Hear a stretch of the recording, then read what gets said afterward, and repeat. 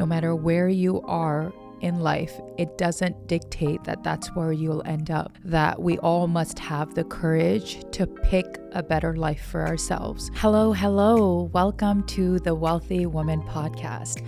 I'm your host, Huda Alvi. I need to take a deep breath, guys, because this has been a long time coming. I mean, I would like to say about 5 years in the making, but probably even longer, because every morning I would wake up and think to myself, I should really start a podcast. But then there are so many feelings and emotions that come in the way when you're about to start something new. And there's a voice inside of you that says, you can do it, but. And there's all this fear and anxiety that comes into play before you're looking to start something new. And that's exactly how I feel about this podcast. I'm going to be real, guys. I am not an expert at this. I'm not a pro. I actually tried to film my very first episode and it was a major fail. And I'm sharing this because if you follow me online or if you're new to the podcast, I want you to know that you are building with me. You're building the Wealthy Woman community. You might be perhaps some of my first time listeners and you're getting to know me before hopefully this podcast is bigger. Where do I want to start? I think I want to start with sharing a little bit more about not only how the podcast came about, but what I am going to share on this podcast. So, the Wealthy Woman really came about probably in the last 2.5, 3 years.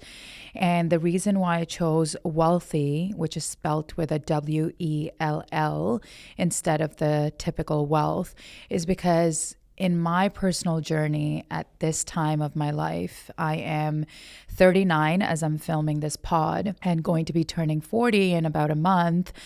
I feel like the last 5, especially the last 5 years, so in my mid-30s, there has just been so many moments of growth, but also so much breakthroughs and breakdowns. I mean, every time I thought that things got great and better, there would be another thing that would just come up and honestly leave me completely confused and lost. And so many things have happened that I truly believe that in order for a woman to thrive and to be the best version of ourselves, we really need to have, 3 pillars that I think personally are important to becoming the ultimate or the best version of yourself, no matter what age you're in. And that is truly feeling worthy of who you are, worthy of where you've come, and worthy of where you're about to go. Feeling wealthy, when I think women make their own money and are financially independent, there's a level of power and confidence that we end up having that can't be bought. We can stand on our own 2 feet. And I think that wealth portion was really what I was missing in my life. I think I was so confident and independent, but I don't know if I would say I was financially savvy or independent or knew what to do with my money. And I actually learned that a lot in the last 3 years when I started real estate. I will circle back to that. That is the second pillar of being a wealthy woman. And the third pillar is being world class.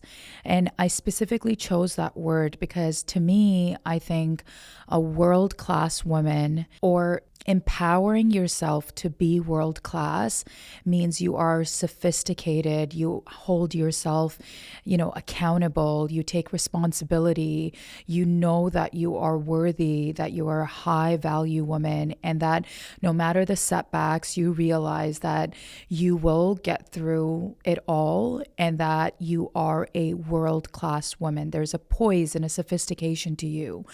And when I created Wealthy Woman, I wanted these 3 pillars to really reflect what a woman can aspire to be and become. So with that being said, I am going to be having really raw and real conversations with other women, possibly men. I think men have also been a huge part of my growth and a huge part of my business success. They've been mentors, but I always found that I was lacking women in my life that I could learn from, that I could, be around, that were doing things that I wanted to simulate. And so on this podcast, I want to bring to you women that I personally admire. These are raw and real women, regardless of how successful they are in their businesses, in their careers, in their life, no matter how many things they might have, materialistic or non-materialistic, that at the end of the day, guys, we are all literally on the same journey. We are all experiencing very similar emotions, whether it comes down to, trying to build something, trying to create something, trying to navigate the really hard stuff in life, or trying to maneuver around relationships, marriages, kids. We're all experiencing very similar things just at different points in our life. And so my mission is to bring these real women onto the podcast and honestly just have great conversation where we learn about their lives and what they do so brilliantly, but also, what they struggle with, what is something that, keeps them up at night, and just keep it real. So with that being said, I want to tell you more about me, because I think as a host, it's very important for you guys to know, where I come from, what have been some pivotal moments in my life that has led to, some of the success and the breakdowns in my life. So I was actually, a big part of my story started off being married very young and going through a divorce really young. And I say this because as a brown South Asian woman, 10 years ago, I would say actually not 10 years ago, about 15 years ago when Instagram had just started, I was actually in my 20s. And at that time, I was sharing about being divorced, and I was sharing about being, a single mom. And remember, back in those days when social media wasn't that big and Instagram was just coming out, a lot of the social media content was very curated, very perfect, and very aesthetic, and people were posting a lot of photos, and captions were, something that a lot of people kind of wanted to be witty and wanted to, share these captions that made you feel a certain way. And I remember coming onto Instagram, doing that thing for a bit. I wanted to be a blogger. I was like, I'll share my fashion experience, and I'll share, all of these nice things that I like. But very soon I realized how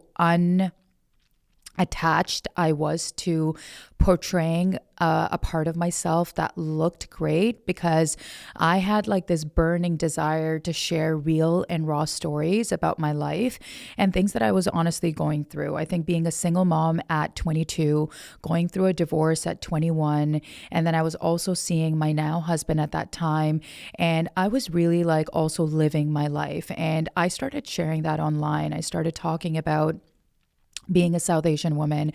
I started talking about my divorce, and I started talking about being a solo mom and just navigating through that space. And I think that was very refreshing. And I remember this explosive growth on Instagram back in those days, where you would post a caption or a photo and, you would automatically get reposted onto bigger accounts. And I would say that really started this inspiration within me to keep content very authentic and very real, something that I think is now we're seeing now happen on social media. I want to take you back there, okay? I want to take you back to me being 21. So I come from a very, I wouldn't say modest, but I come from a family. We're Muslim. My mom, dad, I'm the middle child. I have an older brother and a younger sister. We were immigrants. We came to the country when I was actually 14. And I was very naive. Being absorbed into the Canadian culture at the age of 14 is very, very different and very hard to navigate. And I think there was an influx at that time in the 90s of a lot of immigrants coming into Toronto. And I remember coming in and just being exposed to this Canadian culture.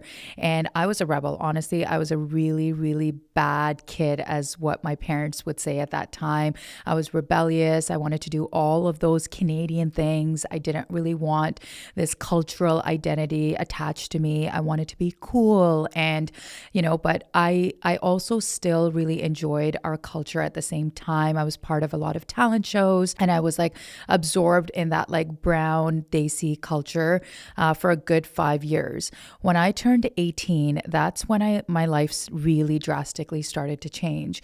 I met someone that was 8 years older than me, that was not from the same culture and background.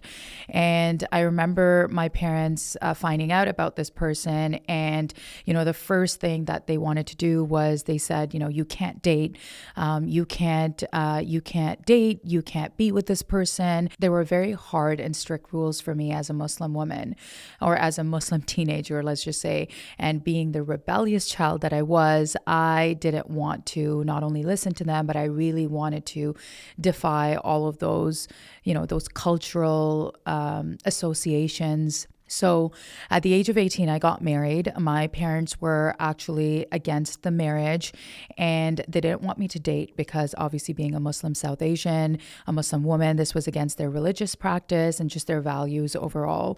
So they said, if you want to be with this person, you're going to have to get married. And not knowing anything better, I decided that would be the best course of action. However, it didn't go so well. I was actually disowned for about 8 months right after I got married. I remember at my nikah, which is, the religious ceremony to get someone married in Islam. My dad gave me away. My mom wasn't there. My brother wasn't there. My sister was there. And I just remember feeling so isolated and so alone. And I was married for 2.5 years before I went through my divorce. Although my parents disowned me for about 8 months, we did grow up as a very tight-knit family. I mean, my parents are incredible. I love them to death. But I think at that point, they were doing what any immigrant parent would do, which is trying to keep whatever is left of the culture and religion that they could, and to really protect me.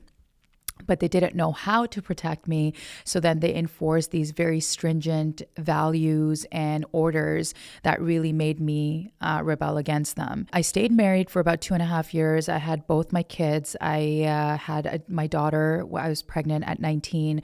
Then I had my son at 21. But honestly, I was very broken. I was very unhappy. I was one of the only women in my friend circle at that time that was experiencing marriage and becoming a mother at such a young age, not having anyone in my circle that was going through the same things. And I just remember feeling very, very alone. My parents came around, they accepted me back. They actually became a very pivotal part of my growth and supporting me from there on.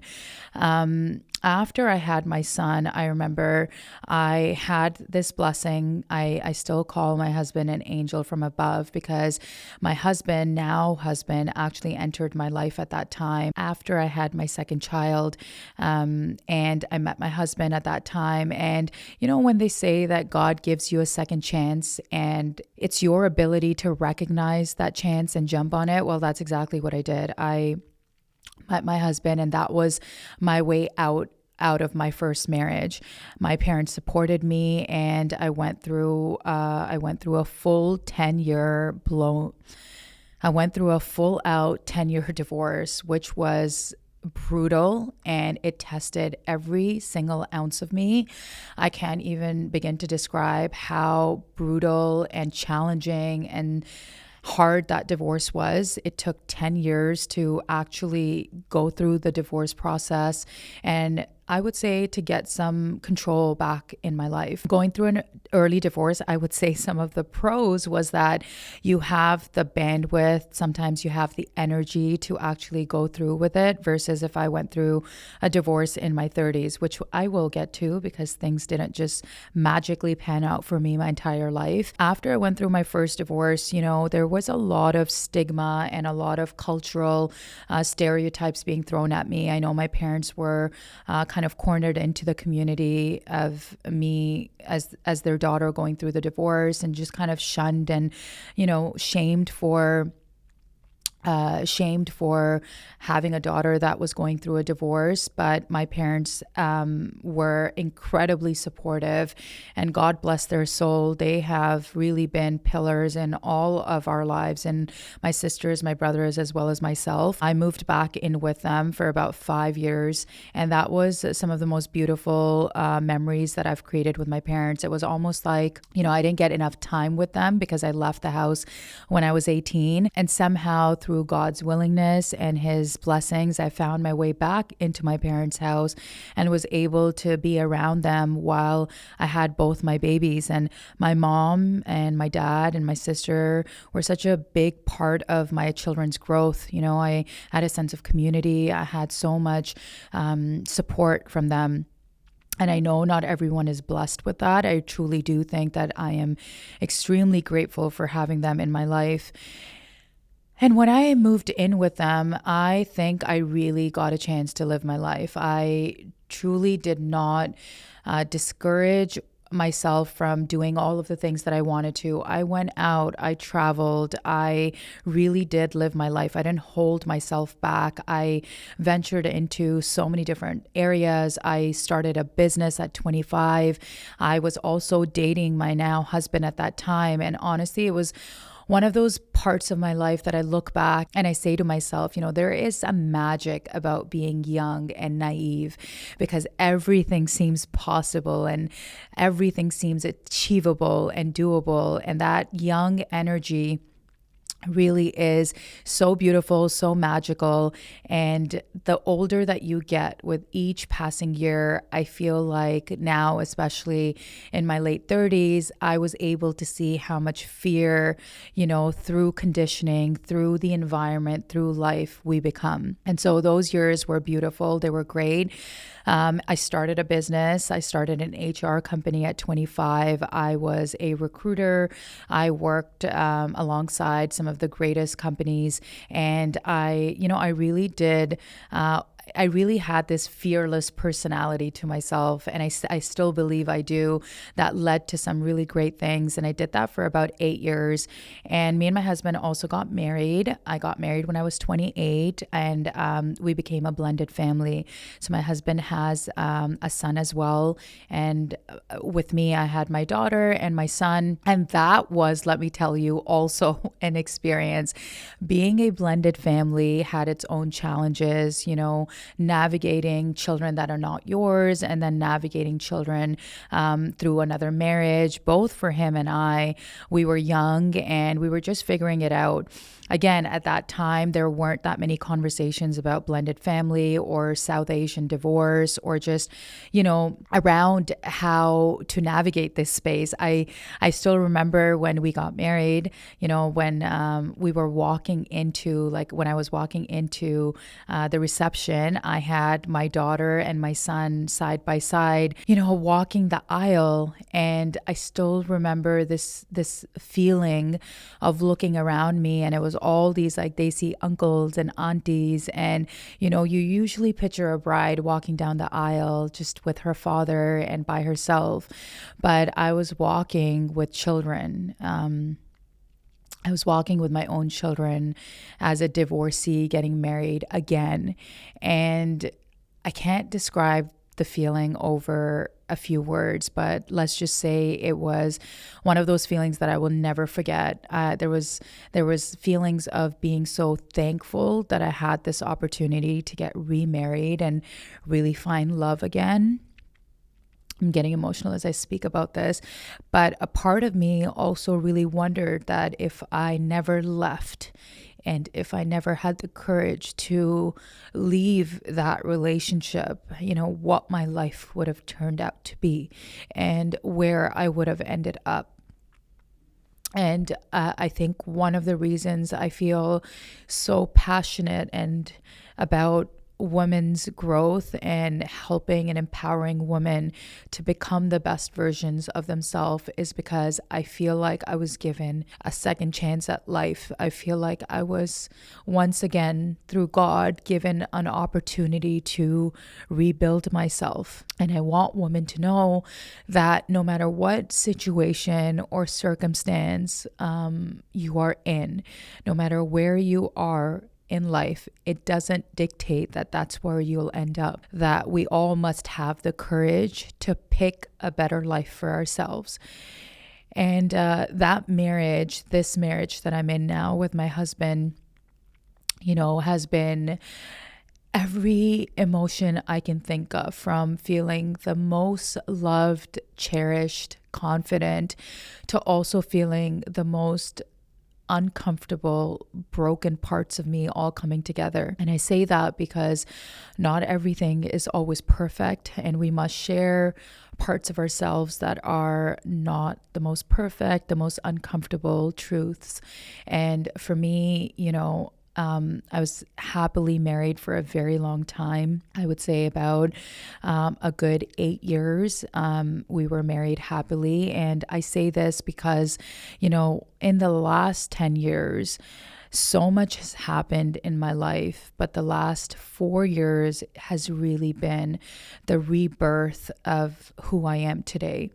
And I think a lot of women experience this rebirth or experience this powerful versions of themselves in their 30s, in their mid 30s, and sometimes even in their 40s. Actually, I don't think it ever stops. I think our journey is ever evolving and continuously changing into these different paths and moments. And for me, I would say I have never had a bigger wake-up call in my life than I did during COVID. And I think when we say the word COVID or bring back the year 2020, there are so many challenges that we have all faced during that time. For me, right before COVID, I had actually left my HR business and career. I had been doing it for a very long time. I felt very unmotivated, very unfulfilled. At this time, I was I think I was 32 or 33. And I had this calling to do something else. I didn't know what it was. Right around that time, me and my sister had actually co-founded a very meaningful and purposeful business. And that was the Girls Trip. I think some of you might still know me through the Girls Trip, but it has been one of the most beautiful and bucket filling businesses I have ever started in my life. And that started right before COVID. So the Girls Trip is essentially a travel company made for women, millennial women who want to travel to their bucket list destinations, such as Peru, Bali, Morocco, Italy, and the list goes on, through a payment plan. So one day my sister and I were sitting on the couch and, both of us had really dabbled into the social media space. At this point, I had, done the whole influencer thing. I had worked with a lot of different brands. I was traveling a lot, and so was my sister. And we said to ourselves, what if we created these beautiful influencer type experiences for women in our age group that maybe didn't have the friends or wanted to meet new women, and we took them to these gorgeous bucket list destinations, but we made it financially accessible for them. So instead of having to book a vacation that was like $5,000-$6,000, what if we made it affordable? And what if women can break these payments down into a monthly payment plan? So instead of always paying monthly bills, what if we were a bill that they got excited about? And so we launched our very first trip to Tulum, Mexico, literally off the seat of our pants on a couch, and said, maybe someone might want to come. And I still remember the feeling. We went online, we launched our first trip, and I think it was within less than 30 days, or maybe I think it was short of 2 months, that we sold out. And at that time, Tulum was really a hot spot. It wasn't as popular as it is today, and it wasn't as brutally expensive as it is today. And I remember thinking to myself that, is this going to work? And it did. I mean, it worked so well that I think within 7 to 8 months, we had a news reporter that found out about us, that we were changing the way women were traveling. that we were featured on multiple press. Within 8 months, we were on CTV News, we were on Yahoo News, someone wrote an article, it went viral. And I think earlier on, before, again, around that time, we were kind of first to market with our concept. There wasn't that many tour operators or companies that were doing this sort of travel that it kind of took off. And since then, since 2018, we have ran multiple trips and we kept growing, and we just loved our business. And even till this day, the girls trip is a business that I really enjoy, that I truly love. And through that business, I have actually met so many women. I would say by now we have helped empower over 300 women travel to their bucket list destinations. And you can only imagine having over 300 conversations with all types of women from all over the world. We weren't just Canadian, we were attracting women from the States, internationally, all coming together in a foreign country, not knowing each other, and helping them release their identities and take on this new experience in a different country. You can only imagine how many feelings and emotions we would have to kind of stabilize, but also empower and create through the girls trip. Our experiences from dining to, morning sessions, from activities and tours, were all this integrated feeling that women got. And through those experiences, I learned and I grew. And as a matter of fact, some of the most beautiful people in my life today, some of the most deepest friendships I hold today are actually through our very first trip, the girls trip. 4 of my best friends actually came from that trip. And it wouldn't have been if we didn't start the company and we didn't meet other women. So I truly believe that your next best friend, your next co-founder, your next circle of friends might just be in a space that you are unaware of. And that's why I think it is so important for us as women today, especially if you're listening to this and again, I want to bring back, if you're in your 30s and 40s and experiencing this time of your life where you are feeling maybe just alone and stuck, because I've been there, that being able to curate and discover new friendships and meet new women is imperative for our growth. And I've had the pleasure of having friendships that are continuing on to over 20 years. So I have old friendships and new friendships. And I think one of the most successful parts about my life is the relationships that I have been able to grow and deepen over time. So the girls trip has been a wonderful experience, but it has not been a business. And I want to be completely honest that I have been able to, grow into what we wanted it to grow. When COVID came around, before COVID, we had these big plans. We wanted to raise money. We wanted to be this big, massive tour company like G Adventures and, all these other companies, and be this big brand. And we had these big plans, but COVID hit, which completely destroyed our industry, travel. I mean, that was the first thing that was impacted. We had to take a step back. And my sister also went on to create a family. She had 2 kids. And for me in my life, I went through I don't want to swear on this podcast, but let's just say I went through a storm, because right before COVID, I was really trying to figure out what my next move was going to be, what career I wanted to go into. By now I had been, I had started my HR company. I had taken a fashion stylist course. I had dabbled into the PR space. I was consulting. I was throwing events, and I wanted to do this big summit with a friend of mine that never ended up happening. And I was just trying, honestly, guys, I was trying everything. I was stretched so thin.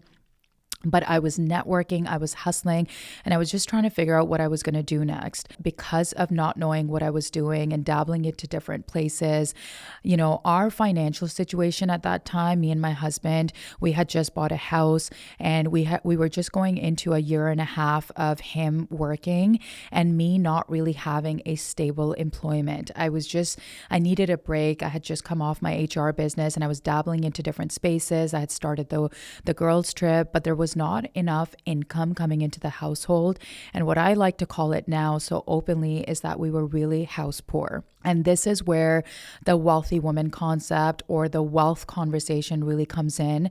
I am so passionate about it now, and I'll share why.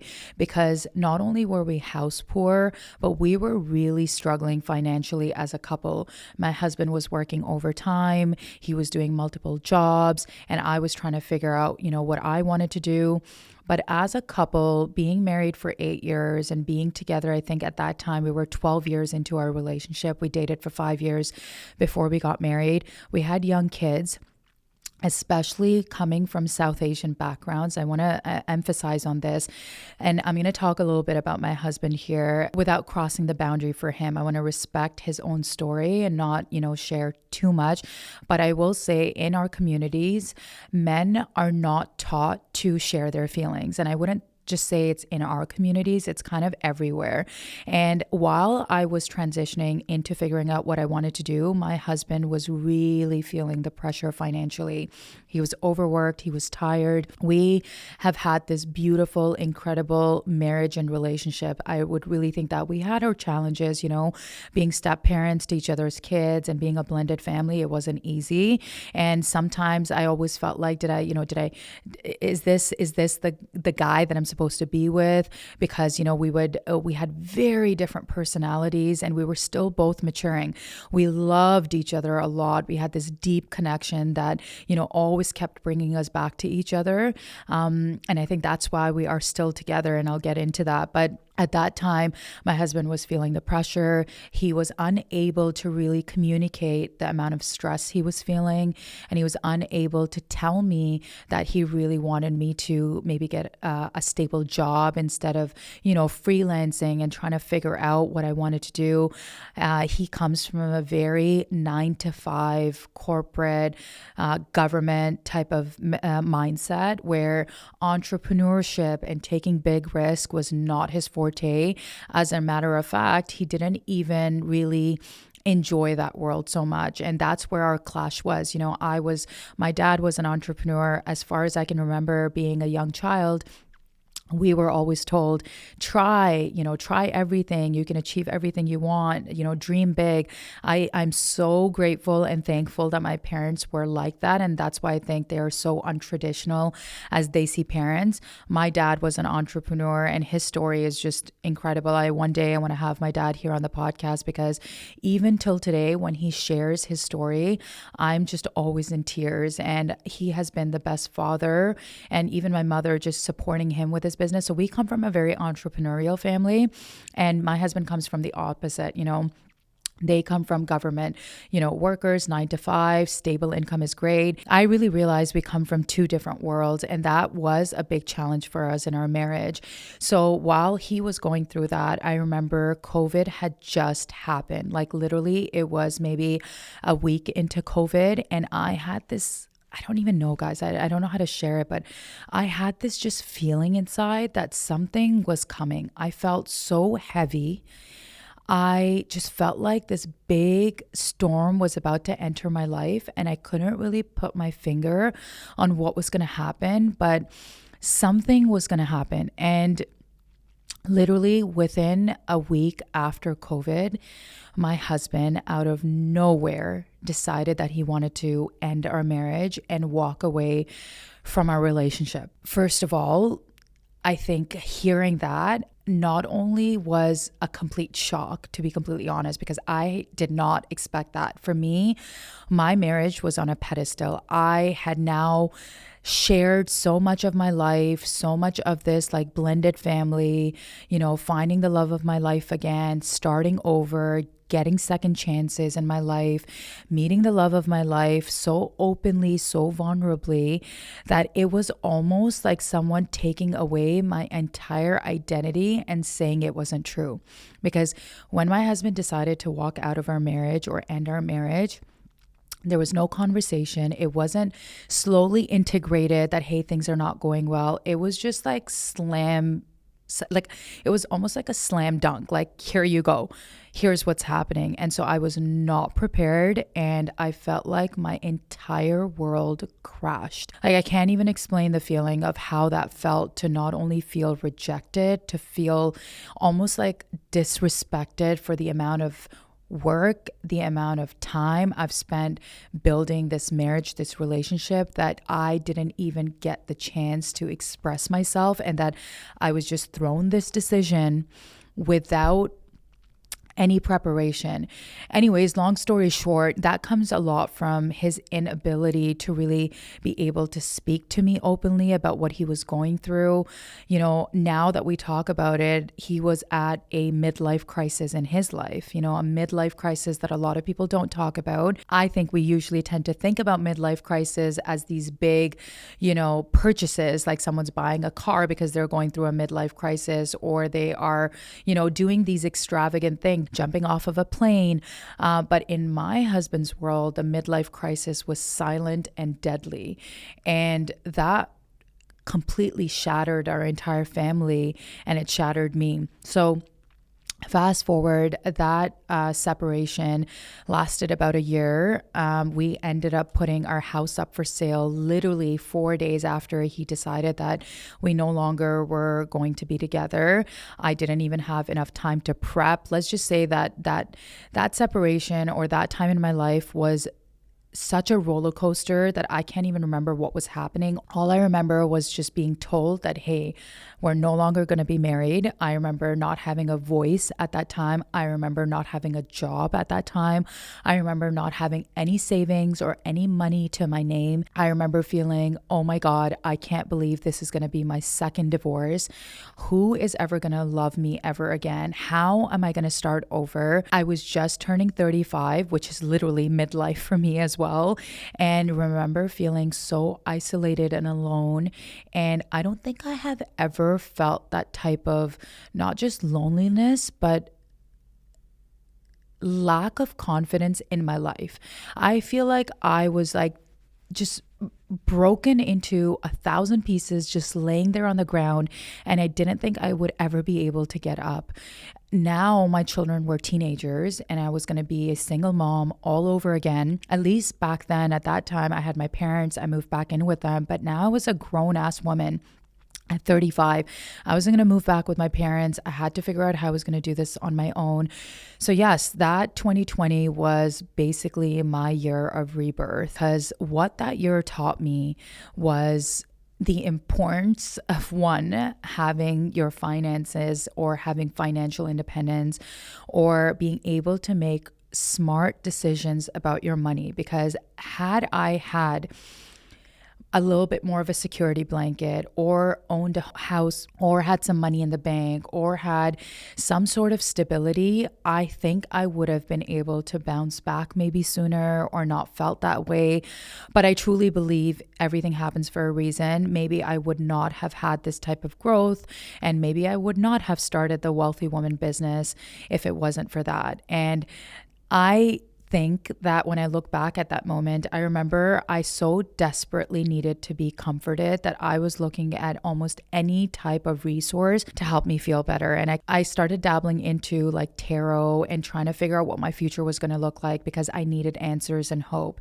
And now I look back and I'm like, what was I doing? Because I just really had to trust myself and know that things would eventually work out. But if you are in that place where you are alone and there's darkness, I can speak from firsthand experience that you will only get to the other side by going through that pain and that loneliness and letting it guide you. I don't think it was maybe until the 6th or 7th month of my separation that I somewhat started to feel like there was hope.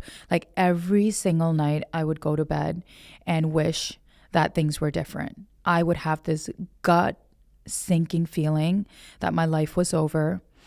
I don't know if I'll make it out. I just didn't know what I was going to do with my life. But eventually I will tell you what did change and what happened. Through those 9 months, I went back to school and I got my real estate license. And we'll get into more of that conversation later, because real estate changed my life in so many ways. Real estate is like my saving grace, and it's not real estate per se. It was being able to find this confidence, this new type of education and information around wealth, money, and finances that kind of led me to this big aha moment and why I'm here today. So I got my real estate license. My brother was kind enough to give me a job. He had just started his real estate business as well, and he hired me on as a sales rep. And during those months of separation and that 1 year of being on my own, I got a chance to sit and work with people that were just doing so many things around the finance, wealth, and real estate and investing. When my brother gave me that sales job, I was basically in a work environment where every single person around me was talking about investing, was talking about real estate, was talking about how to grow your wealth and how to use your money in real estate as a form to become wealthy. I was so uninformed in this area that I was just like a sponge. I soaked in all the information that I possibly could. I realized how disconnected women were in these types of conversations. I realized how male dominated the wealth and financial space was, and how intimidating it was for women to be around that type of education and content. There was nearly not enough women that I saw at that time that were investing in real estate. I saw so many men that were leveraging money and leveraging real estate to build wealth. And I thought to myself that these type of conversations are so important for women to be around and to have, so that we can financially, be more independent and at the end of the day, gain more control over our life. I think, for myself, I was fortunate enough to have been raised by two parents that instilled undeniable confidence from a young age and told me everything was possible. So for me, when that separation happened, I felt like I inherently had that type of foundational rules set that I was able to start over again.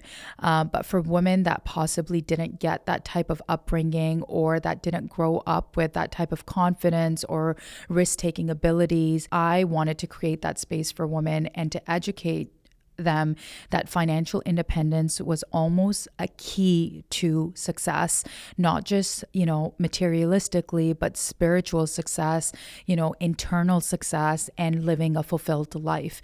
Because what happened from that experience and being in the real estate world, I started to learn about money. I started to learn how to create more wealth. I started to learn how to have a mindset that is continuously operating from abundant instead of scarcity. And I know you hear a lot of that conversation now, having an abundant mindset, having a wealth-based mindset, which I really want to talk about on this podcast.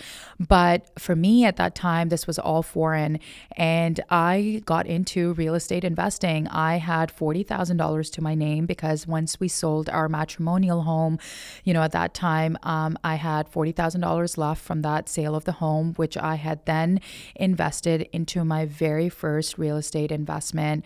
And I went in with my sister, I'll talk about later, but we started investing in real estate. And I will tell you that within that short period of time, within a year, so 2020 is when I separated, 2020 is when we separated. By 2021, me and my husband had started talking about getting back together, and we started working on some of the deeper stuff of what broke our marriage down. My husband went through this whole reshift and growth of understanding why he made the decision he did and what it would mean for us to come back together. And that's a whole nother topic that I would love to discuss on this podcast, because I think marriage and I think an ending of a relationship and also restarting the same relationship and learning to forgive each other and to create a whole new relationship again was probably one of the hardest things I've ever done. I still think I'm working on those bits and pieces of that marriage that once was, because the marriage that we are in now is basically our second marriage. That's what our therapist said. She said that if you are lucky, you will get a chance to experience not one, but two marriages with your same partner. And that is marriage one was our past, what we had before. And marriage two is where we are now, where we rebuilt our relationship. We had to forgive each other, where we had to reestablish trust with each other.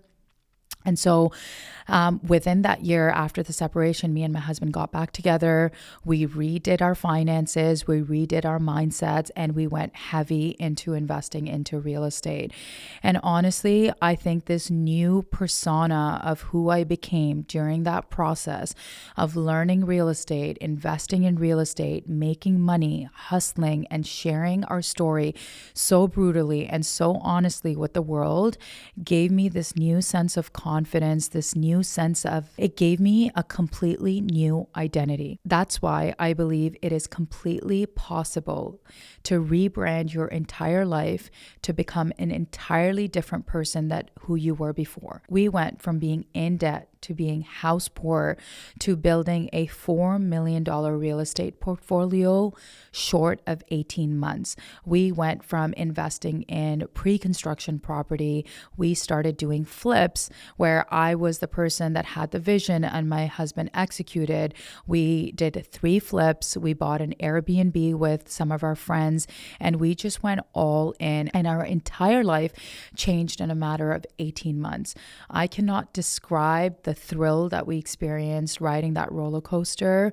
And it shifted my perspective. And what ended up happening is I ended up creating this business that I run today called the Wealthy Woman. At first, this concept was very brand new, but through my own experiences of investing in real estate and, getting in with little bit of money and buying my first house, I realized how important it was for women to be financially stable and independent, but I wanted to do that by helping women invest in real estate.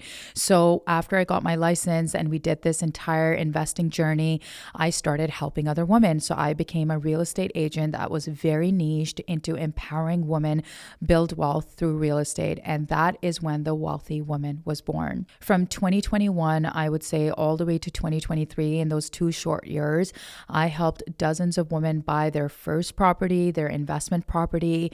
I instilled confidence. I empowered women to think about real estate as a form of building wealth. And that took off because so many women ended up coming to the Wealthy Woman to purchase their first property, but it all started with mindset. I felt like I had developed this new formula, this new niche of where not only was I feeling so purposeful about helping women, but I felt like I was really adding value and helping women change the narrative around money and wealth and real estate, an industry that is so male dominated, but for the first time, women would be able to have a seat at the table, and that became my mission. So with all great things also comes great resistance. And I would say in the last year and a half and 2 years, I then once again went through this huge shift. And that shift was the market changed, the economy changed, which meant that our own real estate investments,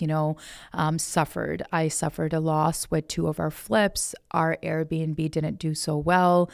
We lost some money there.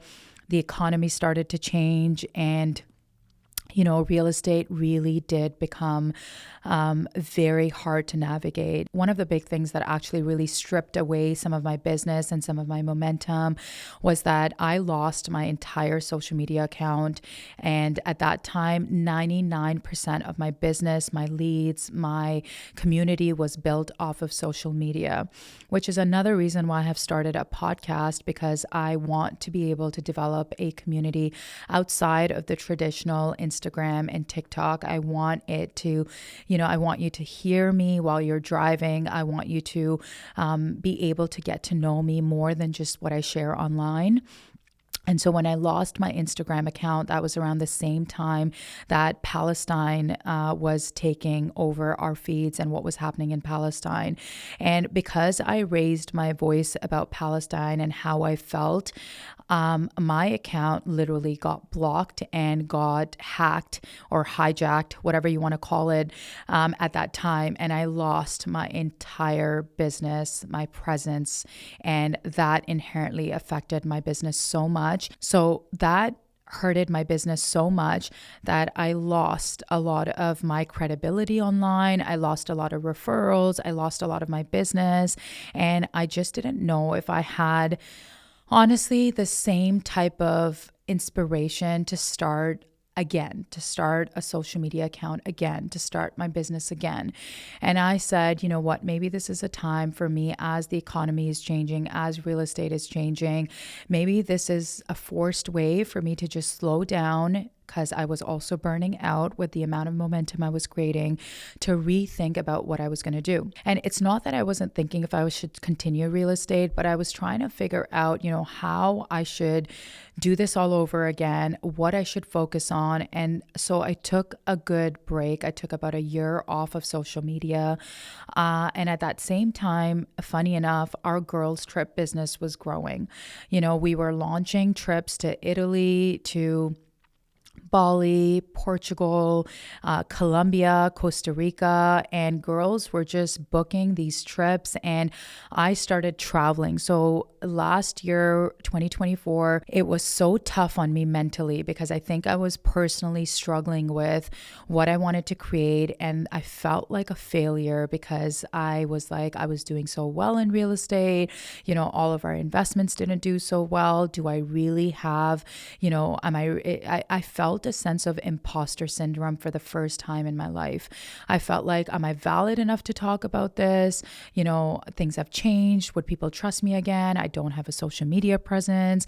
What do I do? And at the same time, our girls' trip was booming. So I kind of just jumped on that bandwagon and said, let me just take things as it is. And I spent the year traveling to Colombia, to Italy, to Portugal, to Costa Rica, and really redefining the travel space and creating these epic itineraries for our girls that traveled with us and building that same sense of community that I feel like I'm drawn to. And I've realized that through all of this work that I've done, that at the end of the day, I really am someone that builds community and that likes to elevate everyone around me. And finally, at the end of 2024, once I was done the travel, even though the travel was so good for my soul, I came back to this need for helping women get out of their comfort zone, build freedom, build confidence. And I kept coming back to this big pillar, which is financial education and financial empowerment. Because think about it, if you are a woman that wants to restart your life, or if you are in a relationship that is no longer serving you, and I speak to so many women, especially when I was on the girls' trip, there are so many women that were going through divorces, separation, gifting this experience, this trip as a part of their divorce or to figure out what they wanted to do in their life, that I realized finances hold us back. If you are not financially independent, there are so many of us that are staying in situations, in relationships for way too long because we don't have the tools, the finances to leave or to start over again. I also realized having a strong community, being a confident and powerful woman, one of the pillars is financial independence.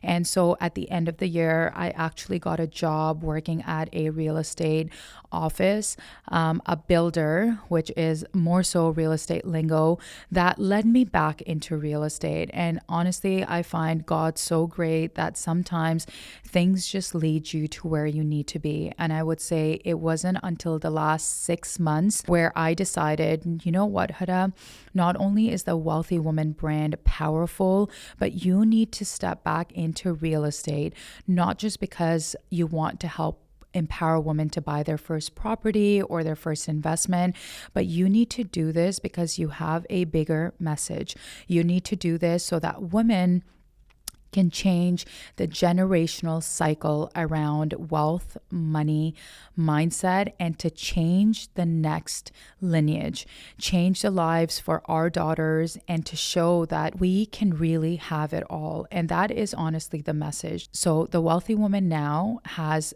3 core pillars. We have our real estate brand, which is a 5-step formula that I've developed for women to purchase their first property, their first investment property. And we help walk you through the entire process of mindset, of activating the wealth and financial abundance within you, to helping you navigate throughout how to buy your first condo, your first house, how to invest, all of that. But then I also wanted to start this podcast where conversations with other women will just lead to you having more knowledge and insight to becoming the best version of yourself, and the Wealthy Women community. I activate that through events, through socials, through sharing content online that I resonate with at this time of my life. I am so honored that I finally get to act upon my dream, that I have the courage to start something even though I am so nervous, you guys. I really don't know how things will turn out, but the one thing that I really do hope to do is to inspire, if you're listening, to know that you can start over again, that you can recreate, that you can pivot, that you can do hard things, and you can do it with poise, you can do it with grace, and you can do it even though you might not feel like you have what it takes. I am living proof. As a matter of fact, I am so nervous filming my first episode. I am nervous stepping into this area of my life where I am wanting big things. Just even thinking that it's possible is a whole hurdle in itself, because you have to work through your mindset. You have to rewire the conversations you're having with yourself. You have to truly manifest and speak it out into the world that this is what you're going to create. And that is exactly what I'm doing. I hope that each and every episode that you listen to, that you feel worthy, you feel wealthy, you feel world class. Thank you for listening to my story. Thank you for tuning in. Thank you for encouraging me. And thank you for being here. I'm so happy that you get to be a part of my journey. Until next time, this is your host, Huda, and welcome to the Wealthy Woman Podcast.